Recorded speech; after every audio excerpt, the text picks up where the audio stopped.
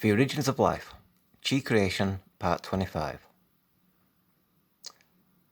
So, going back, to the beginning, when we were just sunlight and water, um, so like the information from the sun, the heat, and everything that it offers, and how the water takes that information in and then reproduces it. um, into something which is living. You know what I mean? So like initially you got all your seaweeds, any sea life which is kind of formed from that beginning era. Um, and all of that, all of it's got to go off is the axial orientation of the ocean itself. So all the time it's moving about, you know what I mean? So it's like stuff like buoyancy and all these kind of things for like fish to be moving around and all these kind of things are all kind of like appropriate in that kind of sense. Um, so you know what I mean? It's kind of like limited in it. You know what I mean? It's like it can only design things for the water. It hasn't got the experience of land masses and all these kind of things. So um, it has not got that limitation on it.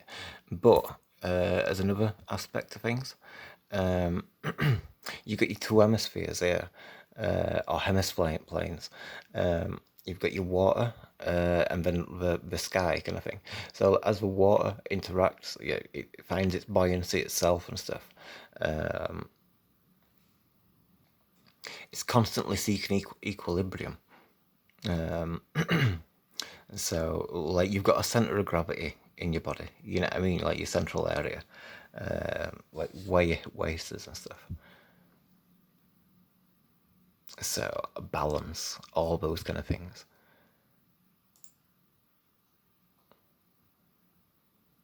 But eventually, when the land masses were formed, um, you've got your ocean, and then you got your land masses.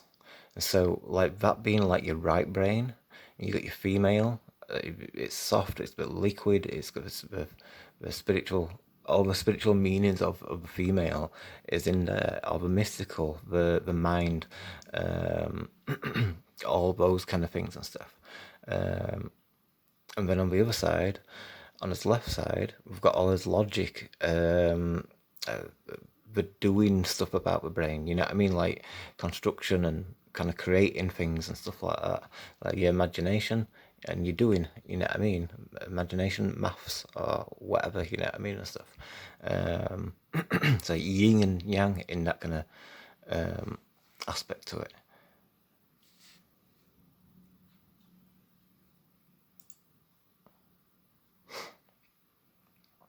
So in Kung Fu, they say that we're a fuse between heaven and earth.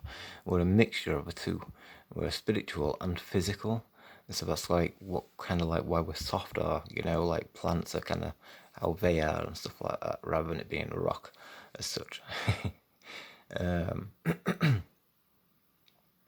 so the fuse between the two, you got the ocean, you got the land, and then you got all this area where this part meets. How important that is, like from the previous series, we've gone over everything, haven't we?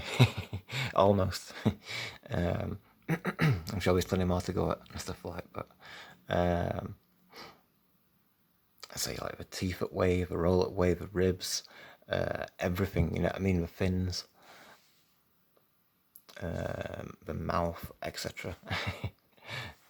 So like for us to be, you know, that's like what well it is what we are. That's what's formed us. It's designed us and stuff like that. So the fuse between the two, like the waters above, and then like you know where we are in that kind of sense, for land and stuff. You know, and how it appropriates like our micro to macro aspect of things, how we're integrated into the reality, how it kind of combines it all. It's like, you know, we are the realm, you know what I mean, in that kind of way.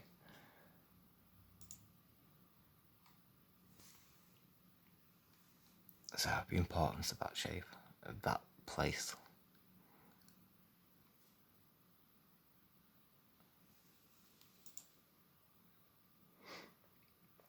And also the importance of two joining waves. which at first glance it kind of seems like, it's not like the most common thing which happens in a sense and stuff like, because we often see just one wave, it is quite common another wave joins on, but when you get closer to the shore, it's happening consistently. It's like all the time. It's like loads of them always interacting and overlapping.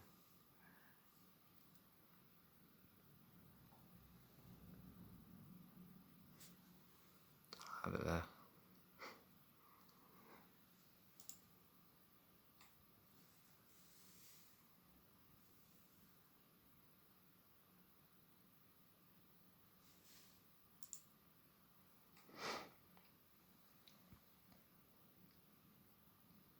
And so the importance of the right side of it all, like the spiritual side, and that's the causation for everything. The physical wouldn't exist without the spiritual. You know what I mean? It's kind of like that is the one which is like, it overrides everything. It's above everything in that kind of sense. Like, if there's no water, what's going to happen to the forest? It's not going to survive, is it? In that kind of way. So the spiritual element of what is there, realizing it is conscious. You know what I mean? It's like the entire realm is all the elements there, but um, you can see it there. You know what I mean? There's movement with it and stuff like personality. You know what I mean? And that extrapolates onto us. You know what I mean? We've shown this in the anatomy episodes and such. The center line, Wing Chun. So every creature has got a center line. Um, so it's an important part of his anatomy. So we also have like the four gates in Wing Chun. So you got that cross there, so you can see it. You know what I mean? So your defensive areas or whatever and stuff like. But with that, it acknowledges this center line here. So like your center of gravity area, all that kind of stuff.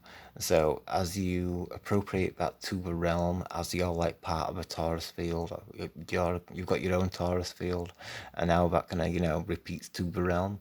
You know what I mean? So your anatomy is designed for here. You know what I mean? It's kind of like octopus, and they say that they're from another world. They've come here on like an asteroid or whatever. It's completely debunked, and because all the anatomy follows the ocean's patterns. You know what I mean? It's like that ocean's designed it to be here. You know what I mean? If it a realm which had chaotic oceans or completely different. No, I can't see. I don't know. We can hypothesize of what other realms are going to be like. And people who spoke about their experiences in astral travel or whatever and stuff, about what other places are like and stuff like. So there's that added to that kind of thing as well. Like, but as also on that speculation, but they all might be the same. Every torus field might create a realm which is like that same level of downforce and pressure, etc. You know what I mean? Oxygen. Or maybe not, you know what I mean? I can only speculate, but I mean, I've got astral projection stories and stuff like that kind of thing. Like, but if you're astral projecting in a light body, you know what I mean, then you're not very physical. So it's going to be different in it. It's not going to be like you're not going to be affected by the pressure and all these kind of physical aspects and such. But that's all kind of practice that train meditation, and you can check it out yourself. So Wang Shunlong, he was Yip Man's best student. He taught Bruce Lee for most of his training under Ip Man, but that's the guy that did his work. But regardless, respect to Wing Chun in a sense and stuff like that. You got your four gates there, but it also includes the six gates. So, a bit more technical, you know what I mean? But more detailed, you know what I mean? Or thorough. But irrelevantly, you know what I mean? It's kind of like as it's showing you 6 points here, it's it's where you can fit that tree of life in a position.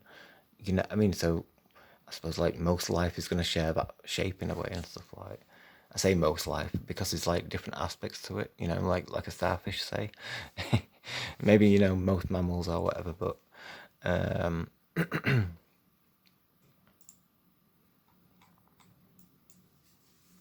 so when we see it repeated in face as well, we've got those 6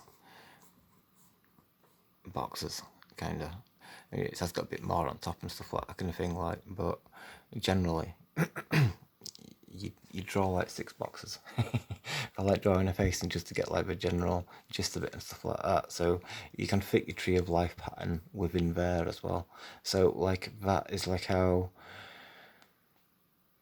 your tree of life, the micro tree of life, fits the macro tree of life. It's the same design, so that's why your face fits your body and these kind of things and stuff.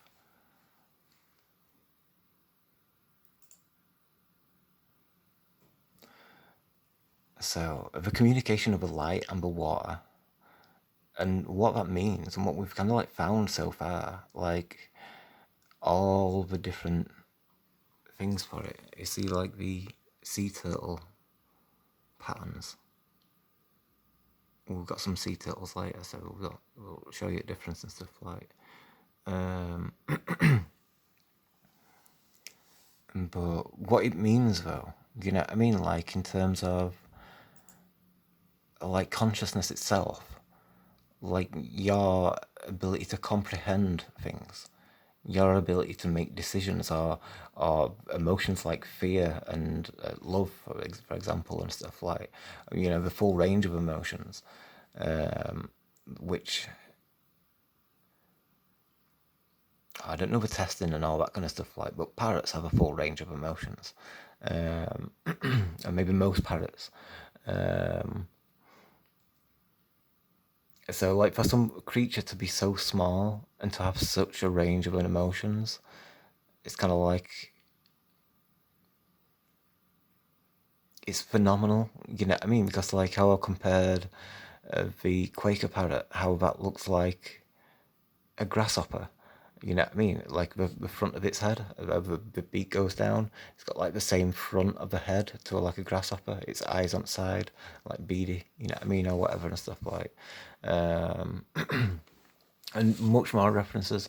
Like cornet cob, leaves how they come over, like the wings, etc. and stuff like. Um, so like you can liken it to an insect. It is only a small bird in that kind of sense and stuff like. It's not massive. Um, so for it to have a full range of emotions, it's no different to me. You know what I mean? Or anybody else. It's gonna like it's got what you are inside. You know what I mean, in that kind of sense. So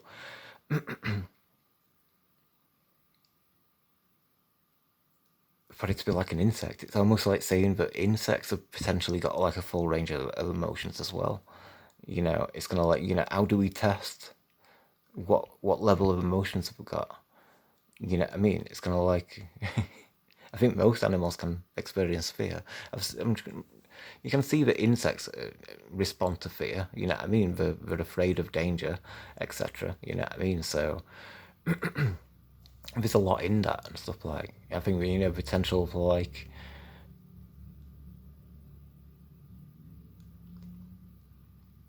there's a difference between consciousness and your senses, you know, and your emotions and your senses. They're not like kind of connected as such. I mean, slightly, but partially, but it's a bit of both. But your eyes, just because you got eyes don't mean you will experience fear. You know what I mean? If you didn't know what fear were, and you know what I mean, if you didn't experience that, then show me an animal that has that, because I've seen like bears can be afraid.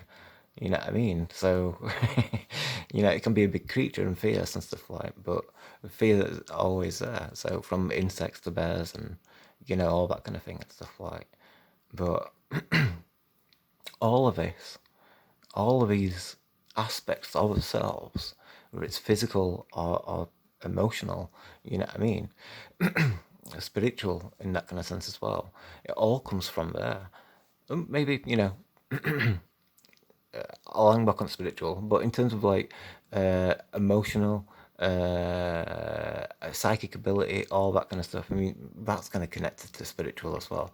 So, we have got the sunlight in the water, and that's what makes it all. So, you got all your cymatic patterns, and that's like the network constantly connected, constantly working at full power. It's like work with nothing hindering it, apart from whatever the spray in the sky or whatever and stuff. But it's completely functioning. It's almost like somehow to tap into it or whatever, or something like that kind of thing. Like, but that's got like all the memories, everything that the ocean's seen. It's all stored in there. So it's like this is why it's like better than any internet that they could ever offer. You know what I mean? They're only going to imitate what that's got, what nature's got. They can only replicate that, but they can never do it as well as what nature could do it. So we look into the past and look what nature created. It created humans for one thing. You know what I mean? In terms of like, look at the design of that and what we're capable of, and like I say about emotions and everything that comes with it in that kind of way. That to acknowledge where it's come from, to acknowledge what this is, all these patterns and stuff, and what's going on with that information, the light, to understand how to connect with it as well. And I doubt that a left brain way of connecting it would be any good. Um, if anything, the the people which are doing that already, like the left brain technological world and all this kind of stuff, which is leading you away from nature, they'll try to replicate it. You know what I mean? They are doing, but we're just they're a long way off achieving what is already there. You know what I mean? And we don't know what's there at the moment because we're not tapped into it, other than your ability to connect spiritually. So you know what I mean, like the spiritual connection which is there, within nature. You're tapping into it. That is your communication with source. You know what I mean? So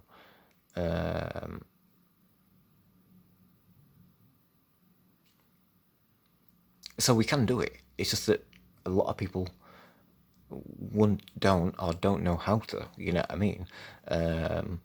Like faith is a temporary act. You know what I mean? You take a walk of faith, and it eventually you don't need that faith anymore because it'll be proven to you, whatever you needed to have faith in.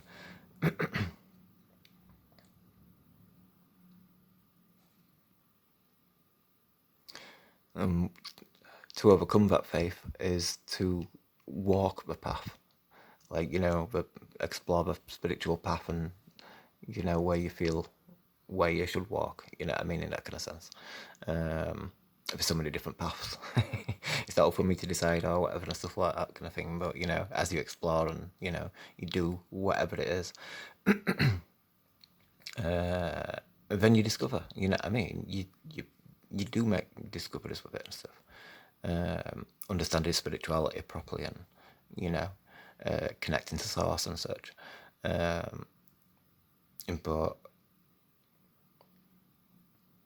I don't know where this will lead. You know what I mean? Once this is gonna like, there's another aspect to it in a way. And in one sense, it's just like going out in nature, and you go by trees, and you can feel the. I say feel, but yeah, you can feel your aura get untangled as you walk through, like the vibration of the torus fields of the trees and all these kind of things. So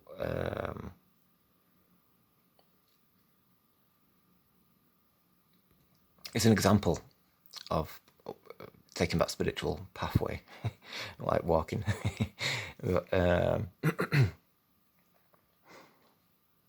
But it works, and because it works, then that's like that's and one aspect of your faith kind of restored in a way. You know what I mean? You don't need faith in the idea that walking in nature makes you feel better. So, you know, there's something with it, isn't there? So, I'm getting short on time. I've like got 3 minutes left, and I don't know if it'll cut me off, so I might have to cut short. Yeah, the extent of this network is see how it's everywhere. How vast it is, like the ocean. And for all this to be like, going through it all. I mean, you can't see a lot of it. It's like that's like connecting to the ground, isn't it, and stuff like so. It's all been there.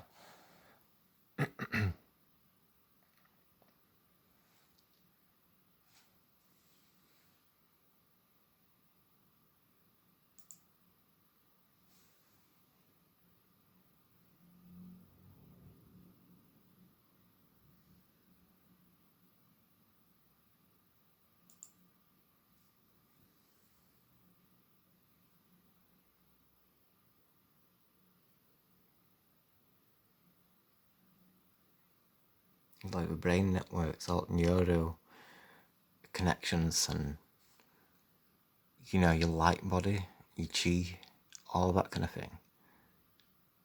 It's like what's hidden in the sunlight and water.